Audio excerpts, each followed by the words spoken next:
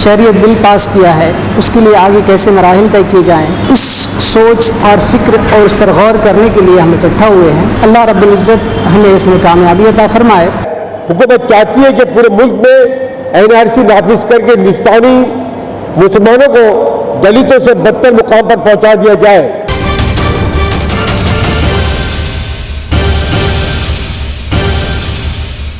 कि आज जो सूरत हाल हिंदुस्तान की है और मिल्लत इस्लामिया ही नहीं बल्कि पूरे हिंदुस्तान वासियों को जिन मसाइल का सामना करना पड़ रहा है उसको किस तरह से हल किया जाए, गवर्नमेंट ने जो शरीयत बिल पास किया है उसके लिए आगे कैसे मराहिल तय किए जाएँ, इस सोच और फिक्र और उस पर गौर करने के लिए हम इकट्ठा हुए हैं। अल्लाह रब्बुल इज़्ज़त हमें इसमें कामयाबी अता फरमाए और उम्मत मुस्लिमा को और हिंदुस्तानी कौम को सही हिदायत अता फरमाए।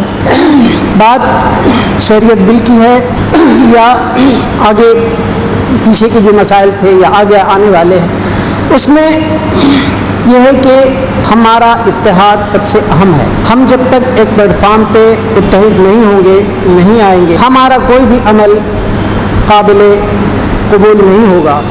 गवर्नमेंट या जो हिंदुस्तान की फस्ताई ताकतें हैं वो भी ये समझती हैं कि मुसलमान मुंतशिर है, फ़िरक़ों में बटा हुआ है, इनके आपस में जोड़ नहीं है, लिहाजा उससे फ़ायदा उठाते हुए हम अपने अमली इक़दाम करें और वो करते जा रहे हैं। और मुल्क हिंदुस्तान में जो हमारे हिंदू भाई हैं उनके सर पर मुसलमान को मुसल्लत कर दिया गया कि मुसलमान तो एक जालिम कौम है, मुसलमान तुम्हारा कट्टर दुश्मन है, वो इस मुल्क में जब तक रहेगा तुमको चैन से नहीं रहने देगा, इसलिए तुम्हें एक हिंदू राष्ट्र बनाना होगा। तो ये सूरत हाल हमारे बिरादरान वतन के जहन में पैदा की जा रही है, उनके जहन साजी की जा रही है। तो उसको तोड़ने के लिए, उस जहन को सुलझाने के लिए और हमें मुस्बत इक़दाम करने के लिए ये मशवरे करने होंगे और उसके लिए लाए अमल तय करना होगा। अल्लाह रब्बुल इज़्ज़त हम सबको इसकी तौफ़ीक़ अता फरमाए। से माफ़ी चाहते हुए कि एक तो असर की नमाज़ पढ़ी थी हम लोगों ने, आधे घंटे में मगरिब का अज़ान करेंगे, सिर्फ सजेशंस थे अपने तौर पर कि मौजूदा हालात में मेरी एक ये राय है, मेरी एक तजवीज़ है। एक मेरे साहबान ने हज़रत का बयान हुआ कि आज की जो मीटिंग बुलाई गई है उसका असल मुद्दा जो है वो तश्कील है, यानी बॉम्बे की यूनिट बनाना असल इसका मुद्दा है। लेकिन फिर भी उसके लिए एक तरकीब के तौर पर आप से मौजूदा हालात के ताल्लुक से कुछ तजावीज़ दी गई है। माशाअल्लाह सारी तजावीज़ लिखी गई है। दुआ फरमाएं अल्लाह रब्बुल इज़्ज़त उन तजावीज़ पर हमें अमल करने की तौफ़ीक़ नसीब फरमा। एक मेरे साहब को तजवीज़ देना चाहें तो बात करें। हज़रत मैं आपसे इजाज़त चाहूँगा कि मिली काउंसिल का जो ऑफिशियल बयान आया है इसको NRC को लेकर, सिटीजनशिप अमेंडमेंट बिल को लेकर, तो मैं चाहता हूँ जी मैं चाहता हूँ यहाँ पर जो मौजूद अफराद हमारे साथी उनको पढ़ के सुना दूँ। मैं यहाँ पर आपके सामने ऑल इंडिया मिली काउंसिल की मरकज़ी जो हमारी जमात है या मरकज़ की जो जिम्मेदारान है उनकी तरफ से सिटीजनशिप अमेंडमेंट बिल को लेकर एक तरह से बयान जारी किया गया है कि ऑल इंडिया मिली काउंसिल का इस पर क्या कहना है और क्या राय रखते हैं। आप सबसे मैं तवज्जो चाहूँगा, CAB और NRC के मुतालिक ऑल इंडिया मिली काउंसिल का मौक़िफ़, CAB के नाम से मुतारिफ कराया गया बिल अब एक एक्ट की शक्ल इख्तियार कर गया है।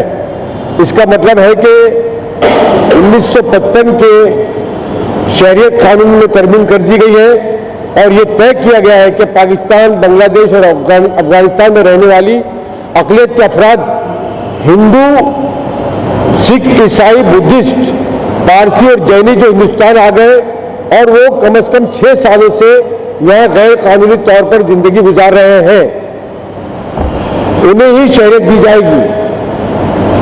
इसमें मगरबी ममालिक से हिंदुस्तान में गैर कानूनी तौर पर रह रहे लोग शामिल नहीं होंगे। मुल्क का हर अक्लमंद शहरी समझ रहा है कि इस कानून के पीछे क्या मकासद कारफरमा है और मुल्क को इसके क्या संगीन नतायज भुगतने होंगे। इसलिए इस वक्त पूरे मुल्क में इस काले कानून के खिलाफ एहतजाज हो रहे हैं। ये एहतजाज इस वक्त से जारी है जब ये कानून एक बिल की तजवीज़ के तौर पर आवाम के सामने आया था। इसके बाद इस पर लोकसभा और राज्यसभा में निहायत मंतकी और गैर कानूनी एतराज़ात पेश किए गए, लेकिन मौजूदा हुकूमत को ना मानना था और ना इसने माना। उसने अपने तानाशाही के मिजाज के मुताबिक पूरी हटदर्मी के साथ इस बिल को मंजूर करा लिया। अगर हुकूमत खुले दिल से इस पर होने वाला एतराज़ात का जायजा लेती और कम अज कम इसे सिलेक्ट कमेटी के सुपुर्द कर देती तो हुकूमत का वक़ार भी बाकी रह जाता और मुल्क में जारी इंतशार भी पैदा न होता। लेकिन ऐसा लगता है कि मौजूदा हुकूमत चाहती है कि मुल्क में अमन अमान की फिजा बाकी ना रह सके, ताकि लोगों की तवज्जो नोटबंदी और जीएसटी से होने वाली माशी बर्बादी की तरफ न हो सके। एनआरसी और सीएबी का अगला मरहला कहा जा रहा है। हुकूमत चाहती है कि पूरे मुल्क में एनआरसी नाफिज करके हिंदुस्तानी मुसलमानों को दलितों से बदतर मुकाम पर पहुंचा दिया जाए, उन्हें गैर मुल्की साबित करके हुकूमत खानों यानी डिटेंशन कैंप्स में डाल दिया जाए और हिंदुस्तान को एक सेकुलर रियासत के बजाय हिंदू राष्ट्र बना दिया जाए।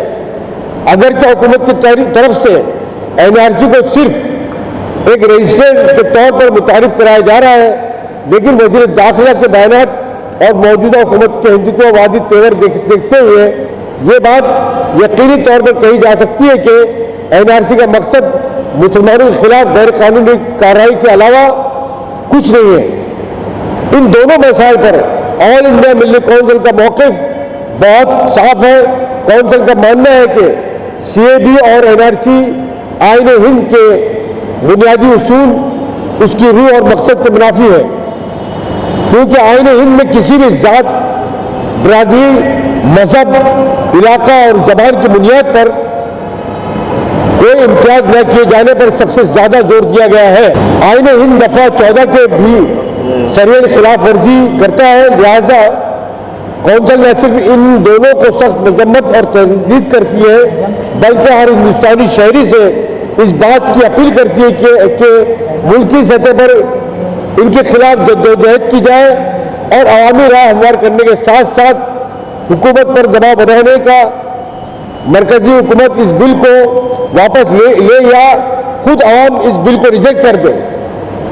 साथ ही रियासत की हुकूमत पर दबाव बनाया जाए कि वो इसे नाफिज न करे। मोहतरम हज़रात, ये ऑल इंडिया मिल्ली काउंसिल की जानिब से ये उसका मौक़िफ़ था कि इस बिल को लेकर हमें क्या लाएमल इख्तियार करना है। आखिर में जो बात मेरे सामने आई है, मिल्ली काउंसिल ने एक बात और रखी है कि खुद आवाम इस बिल को रिजेक्ट कर दे, यानी इस बिल का बाइकाट किया जाए। और इत्तेफाक से आज मैं जब मलाड से आ रहा था मुफ्ती साहब, एक चैनल वाला कुछ वहाँ मकामी लोगों से या शहरियों से आवाम का ओपिनियन ले रहा था, तो मैंने वहाँ देखा कि जहाँ जो गैर मुस्लिम हजरात थे हमारे, मैं कुछ खड़ा हुआ वहाँ पर कुछ देर के लिए, तो सुनो मैंने कि क्या कह रहे हैं लोग।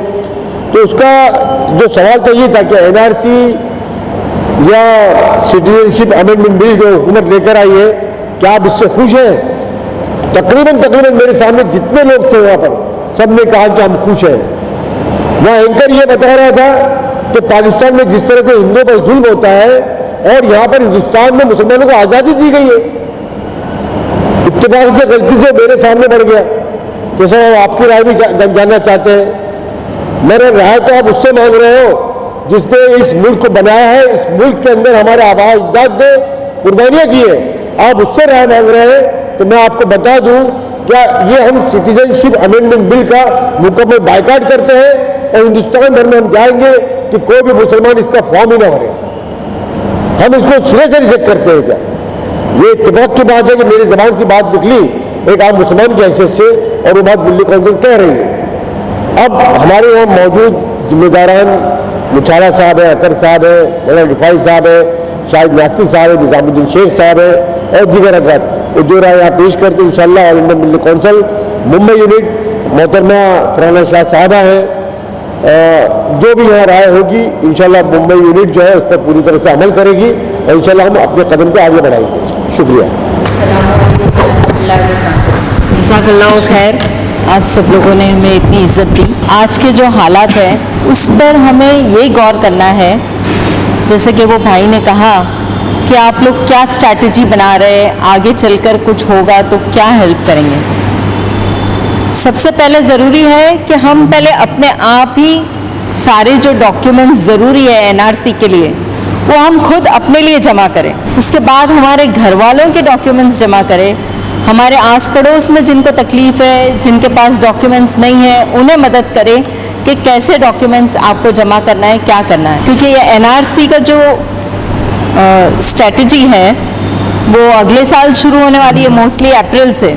तो हमें ये कोशिश करना है कि हम लोग ये सारे डॉक्यूमेंट्स पहले अपने जमा करें, रिश्तेदारों को, सबको जो भी अपनी तरफ से मदद हो सकती है वो करें और सारे डॉक्यूमेंट्स जमा करके रखें, ताकि कल को कोई प्रॉब्लम हो तो हमें कानून में या सुप्रीम कोर्ट में या हाई कोर्ट में जहाँ भी जाना है तो एटलीस्ट हमारे पास वो डेटा हो जिसकी वजह से हम लोग रेडी हो कि हाँ ये डेटा हमारे पास है कि इतने मुसलमान लोग या जो भी है, नॉन मुस्लिम्स भी है तो हमें उनको भी हेल्प करना चाहिए। ज़रूरी नहीं है कि मुसलमान ही हो, मुसलमान आज एकदम हाई लेवल पे जिनको चैलेंज किया जा रहा है कि वो कल को शायद उनको इंडियन सिटीजनशिप ना दिया जाए, बट इंशाअल्लाह हमें उम्मीद है पूरी कि अल्लाह ताला हमें ये सारी मुसीबतों के लिए भी हेल्प करेंगे और हमारी कहते हैं ना कि miracles can happen any time, तो इंशाअल्लाह वो भी हो सकता है। तो हमारी ये कोशिश रहना चाहिए कि हम पहले सारी मुख्तसर चीज़ें जो ज़रूरी है वो जमा करें, दूसरे लोगों को भी कोशिश करके बोलें कि वो सारे डॉक्यूमेंट्स जमा रखें, ताकि कल को हमें आगे चल के कोई कदम उठाना है तो ये सारी चीज़ें हमारे सपोर्ट में रहें कि हम यहाँ पर इतने सालों से रह रहे हैं, हमारे पास ये डॉक्यूमेंट्स हैं। ये एक चीज़ हो गई। बाकी जो सारी चीज़ें हैं शरीयत से तो आज काफ़ी लोग बहुत दूर जा रहे हैं, काफ़ी लोग दूर जा रहे हैं। कौन है जो पूरा 5 वक्त नमाजी है ना। अल्लाह ताला मुअज्जिन अजान देता है, कहता है आओ, लेकिन बहुत सारे लोग हैं मैंने देखा है कि 5 वक्त की नमाज तक अदा नहीं करते हैं। तो हम अल्लाह ताला को भूलकर अगर सिर्फ दुनिया में रहेंगे तो कहाँ पहुँचेंगे। ये सारी चीज़ें हम लोगों को फेस करनी ही होगी, नो डाउट अबाउट इट। खैर, अगर मैं किसी को बुरा लगा हो मेरी बात का तो आई एम एक्सट्रीमली सॉरी। जज़ाकल्लाहु खैरन कसीर। अस्सलामु अलैकुम वरहमतुल्लाहि वबरकातुहू।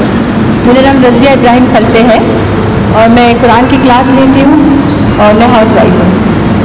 मेरा सोचना ये है कि हम यहाँ के जो अक्सर मैंने देखा है, तो मैंने देखा यहाँ के मुसलमान, मैं काफ़ी साल बहरीन में रही हूँ, बचपन से मेरी ज़िंदगी जो है वो फ़ॉरेन में गुजरी है।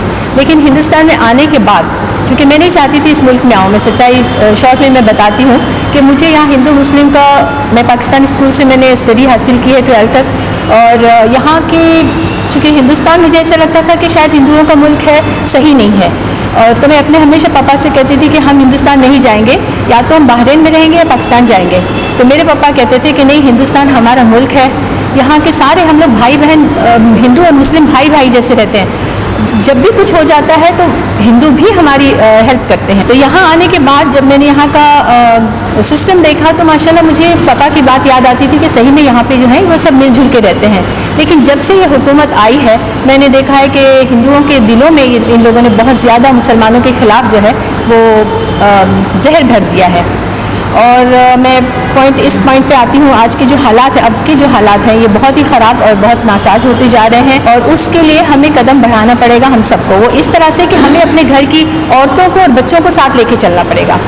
यहाँ के मर्दों को मैंने ज़्यादा करके देखा है कि डर उनके दिल में बहुत है, बात करने तक डरते हैं, पाकिस्तान का नाम लेने तक डरते हैं। क्यों इस तरह से?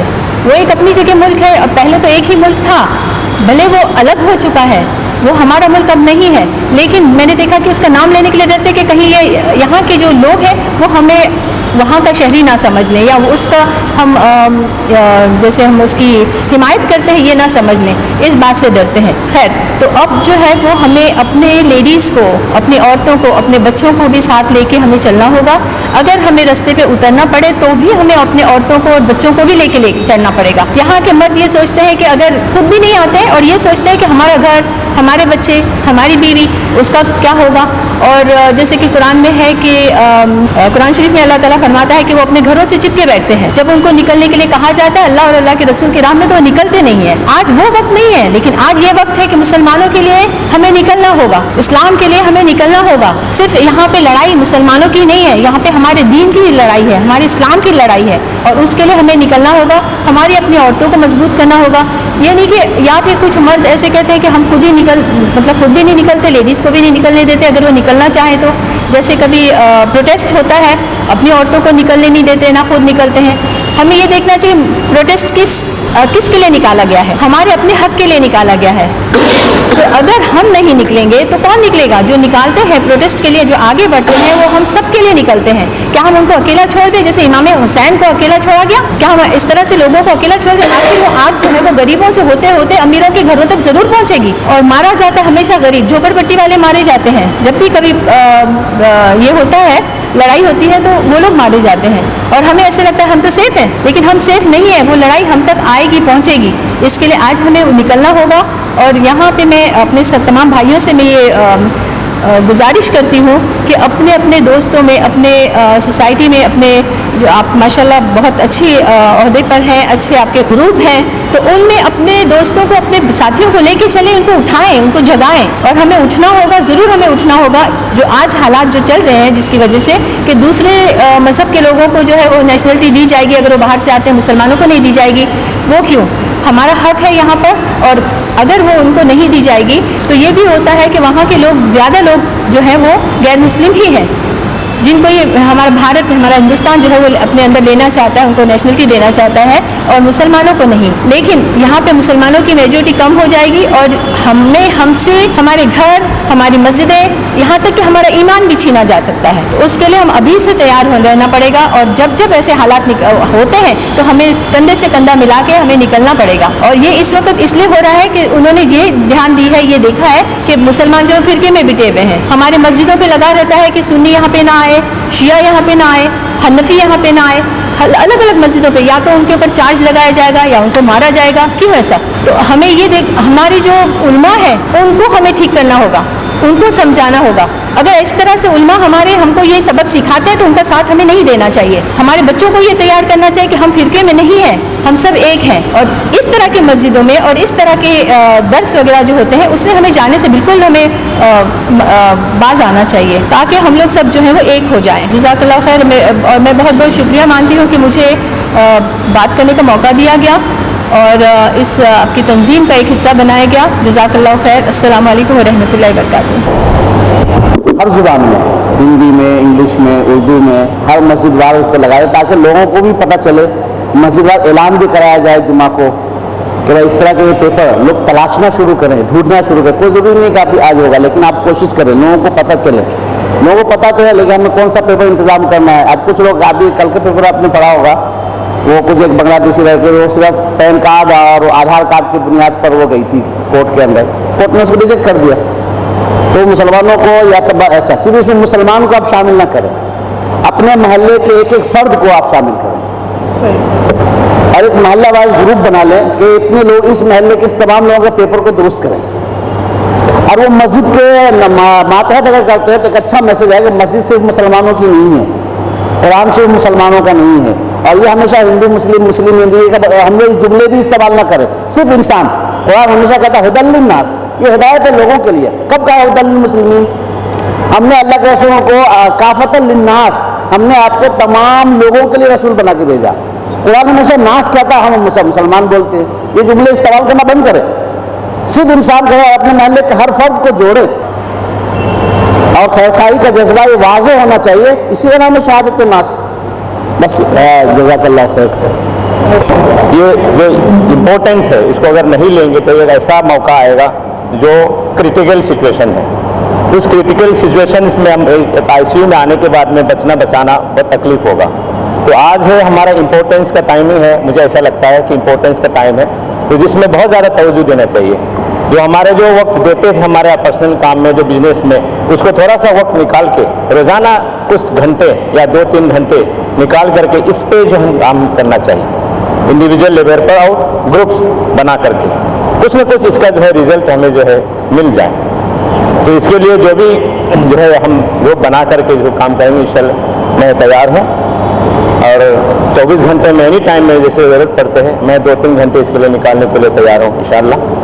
तो आपका जैसे भी मशवरा बनता है उसमें जैसे भी मेरा अज़ाइम निकलता है मैं उसमें हिस्सा लेने के लिए तैयार हूँ इंशाल्लाह। जज़ाकल्लाह। अस्सलाम वालेकुम।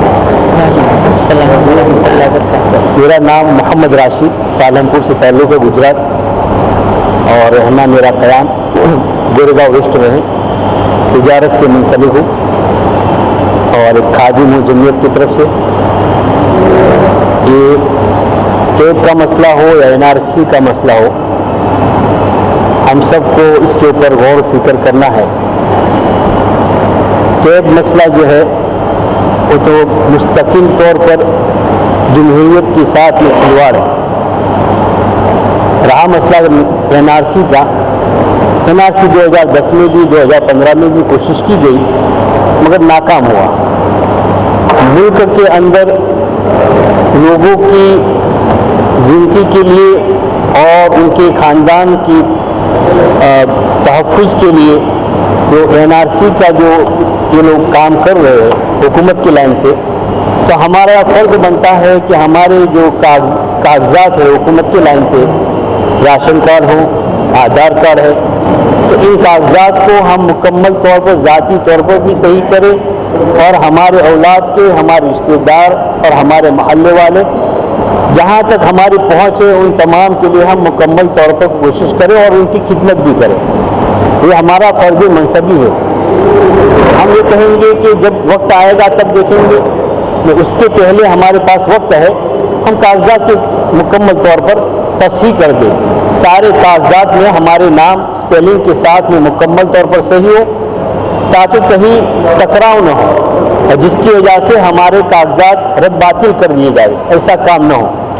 तो सबसे पहले हमारे दिलों के अंदर हमारे पड़ोसियों की और हमारे रहने वाले मुल्क के वो बाशिंदे जो इल्मी तौर पर और कानूनी उसूल तौर पर इनसे नाशना है, तो उनका हमारे दिलों के अंदर गम और फिक्र हो और उन गम और फिक्र के साथ उनके भी कागजात की तस्हीह की हम लोग कोशिश और फिक्र में लगे रहे, सिर्फ अपने आप की नहीं।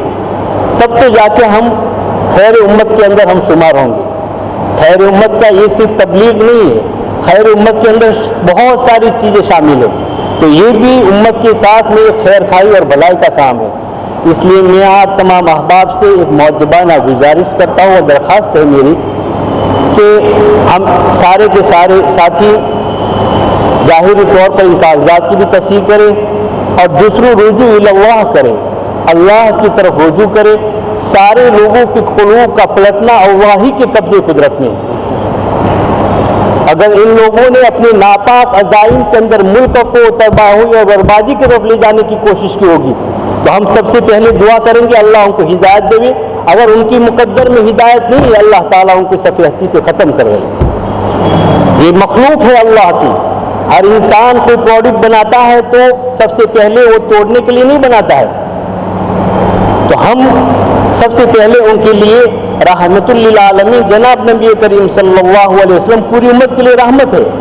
तो हमको खैर उम्मत इसलिए कहा कि हमें खैर उम्मत बनाया है, तो उसका कुछ शमा हमारे दिल के अंदर हो कि सारी इंसानियत के लिए खैर और भलाई की दुआ करें और हमारे लिए पूरी उम्मत मुस्लिमा के लिए जहाँ कहीं भी इंसानियत बस रही है, जिन तकालीफ से उम्मत गुजर रही है, उन तकालीफ से अल्लाह ताला सारी उम्मत की हिफाजत फरमाए। वाखिर दावाना। मुसलमानों की शहरियत को ख़तरे में देखकर जब मुस्लिम हरकत में आए हैं तो बहुत खुशाइन बात है। मैं एक तजवीज़ यूसुफ मुचाला साहब की खिदमत में पेश करना चाहता हूँ। वो ऐसी है कि इस वक्त जो बिल पास हुआ है वो पार्लियामेंट में असम लोकसभा में और राज्यसभा में बिल पास हुआ है तो कानून बन जाता है, लेकिन लोकसभा और राज्यसभा में जो मेंबर हैं बिल को वोट देने वाले वो माहिरीन कानून नहीं हैं। They are not the legal authority, माहिरीन कानून नहीं हैं और उनकी तरफ से वोट मिलना कोई बड़ी बात नहीं है। इसलिए सुप्रीम कोर्ट की जिम्मेदारी बढ़ जाती है। हम सुप्रीम कोर्ट से दरख्वास्त कर रहे हैं कि वो कानून कोई भी बिल पार्लियामेंट में पेश होने से पहले पार्लियामेंट सुप्रीम कोर्ट की पैनल के पास जाए और सुप्रीम कोर्ट उसे एक्सेप्ट करे तो पार्लियामेंट में पेश किया जाए। ऐसी तजवीज़ सुप्रीम कोर्ट में रखनी चाहिए। ये एक तजवीज़ है और बस इतनी सी बात करनी। शुक्रिया। लिख लीजिए। और कोई मशवरा देना चाहें, तजवीज़ देना चाहें तो मुख्तसरन जो है हालात हाजिरा के तनाजुर में अपनी तजवीज़ पेश करें और मशवरा दें। मैं पिछले 2 दिन से कॉलेज में थोड़ा बहुत डिस्कस किया इस पर मेरे स्टाफ से। पूरे स्टाफ में मैं अकेला ही मुस्लिम हूँ। उनको किसी को कुछ पड़ी नहीं है कि क्या या NRC क्या है, बस शांत है सब, कोई कुछ बोल नहीं रहा। मैं अपने बच्चों से भी पूछा, 90% बच्चों को मालूम ही नहीं है कि NRC और क्या क्या है। 11th 12th स्टैंडर्ड के बच्चों को मतलब अपने कौम में ही नहीं मालूम आज तक कि NRC क्या है। उसकी एक एग्जाम्पल मैं देना चाहता हूँ। जो अभी हो गया, जिस स्टेट में हो गया NRC का, उसमें बड़े बड़े मिलिट्री के ऑफिसर लोग साबित नहीं कर पाए कि हम लोग इंडियन हैं। एक एक्स प्रेसिडेंट फखरुद्दीन खान के घर वाले जो प्रेसिडेंट रहते हुए वो नहीं कर पाए कि हम लोग इंडियन है, साबित नहीं कर पाए। तो अपने कौम में अभी भी 60% ऐसे लोग हैं जिनके पास कोई डॉक्यूमेंट नहीं है, वो कैसे साबित कर पाएंगे? तो इतने बड़े बड़े अहदे पे रहने वाले लोग साबित नहीं कर पाए। तो जैसे मैं टागोर नगर विक्रोली एरिया में के बच्चों को पढ़ाता हूँ, वहाँ पे अभी भी जहाँ तक मैं 2 दिन में जो डिस्कस किया बच्चों से उस पर से बता रहा हूँ, 60% बच्चों को मालूम नहीं है कि क्या है ये, क्या डॉक्यूमेंट लगते हैं। जैसे एग्जाम्पल के तौर पे देखा जाए, जो मेरे सामने 2-3 दिन में जो एग्जाम्पल आए, जैसे करीम किसी का नाम है तो कहीं KRIM लिखा है, कहीं KREEM लिखा है। ऐसे बहुत जगह पे गलतियाँ हो गई। कहीं सिर्फ मोहम्मद कलीमुद्दीन लिखा है तो सिर्फ कलीम लिखा है, कहीं मोहम्मद लिखा ही नहीं है। ये सब चीज़ें हैं। दूसरी बात, अगर हम लोग देखा जाए, राज्यसभा में मेजॉरिटी नहीं रहते हुए पास हो रहा है, उसमें 10-11 लोग अपने ही MP थे। तो ये भी बात सोचने वाली बात है। राज्यसभा में बिल पास नहीं होने वाला सब तरह मालूम था, फिर भी पास हो गया बिल। यानी हम लोगों में ही कमी है, हम दूसरों को नाम न रखे। हमारे पॉलिटिकल लोगों को पूछना चाहिए हमको कॉलर पकड़ के, वो लोग क्या कर रहे थे वहाँ पे। शिवसेना जैसी पार्टी बाहर जाती है और हमारे लोग वहाँ पे वोटिंग करते हैं, भले कोई भी पार्टी के हो। आपको मालूम है मैं किस पार्टी की बात कर रहा हूँ। मतलब पॉलिटिकल लोग भी रिस्पॉन्सिबल है, उसमें गैर लोग रिस्पॉन्सिबल नहीं है। सब हिंदू बुरे नहीं है, हमारे लोगों ने सपोर्ट किया राज्यसभा में, हमारे लोग जिम्मेदार है इसको। और दूसरी बात, ये जो न्यूज़ चैनल चल रहे हैं वहाँ पे कुछ लोग कुछ भी बयान दे रहे, जिसको कुछ उसके बारे में मालूमात नहीं, वो भी जाके बोल रहे। प्रोटेस्ट के टाइम में कुछ ऐसे वीडियोज आए जिसमें अपने होम मिनिस्टर, प्राइम मिनिस्टर के बारे में जो गलत लफ्ज़ यूज़ किए गए, जो नहीं करना चाहिए। वो अपने प्राइम मिनिस्टर हैं, भले किसी भी पार्टी को, लेकिन हमारे मुल्क के प्राइम मिनिस्टर हैं, उनको इज्जत देना चाहिए अपने को। ऐसे गलत बयान का वो कट पेस्ट करके उसका गलत इस्तेमाल करके अपने खिलाफ वो भड़का देंगे और ये गलत माहौल पैदा हो जाएगा। हम उसमें क्यों नहीं है, इसके लिए लड़ना है, अपने आइन को बचाने के लिए लड़ना है, अपने यहाँ के कानून को बचाने के लिए लड़ना है अपने को, बल्कि उनके खिलाफ बयानात करके खामखा माहौल खराब करना नहीं है। ये ज़रूरी है। उसके बाद हम लोगों को अपने ही कौम में, अपने मोहल्ले में अवेयरनेस करना ज़रूरी है। और मैं चाहता हूं कि जैसे समझो मैं विक्रोली में रहता हूं, सूर्यनगर वेस्ट, विक्रोली वेस्ट में, तो वहाँ की जिम्मेदारी आप मुझ पे डालिए कि वो एरिया के पूरे कागजात आपको देखना है। ऐसा जब तक हम टप्पे पे जगह पे जिम्मेदारी नहीं डालेंगे तब तक नहीं होगा। 19 लाख लोगों में कितने मुस्लिम है ये भी तो ज़रूरी है। एक स्टेट का किया गया, उसमें 19 लाख लोग निकले। महाराष्ट्र जैसे बड़े तबके में बहुत, अभी मुंबई जैसे एरिया में बहुत ज़्यादा प्रॉब्लम आएगा, क्योंकि यहाँ पे कॉस्मोपॉलिटन सिटी है ये, हर एक स्टेट का लोग आया हुआ है यहाँ पे।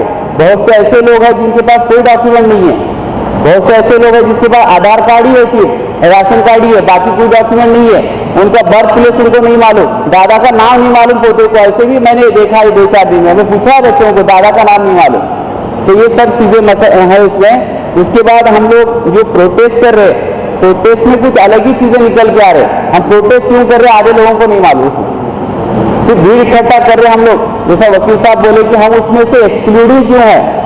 और हम अपने आइन को बचाने के लिए 2 चीज़ें ज़रूरी है। और अगर ये लागू होता है, जैसा मैडम बताए, और अगर ये लागू होता है तो अपने को उसमें रहने के लिए क्या करना चाहिए। इस पर जब तक हम जिम्मेदारी नहीं डालेंगे एरिया वाइज, तब तक कुछ होने वाला नहीं है। तो ये मीटिंगें होते रहेंगी, सब जन जिधर उधर निकल जाएंगे।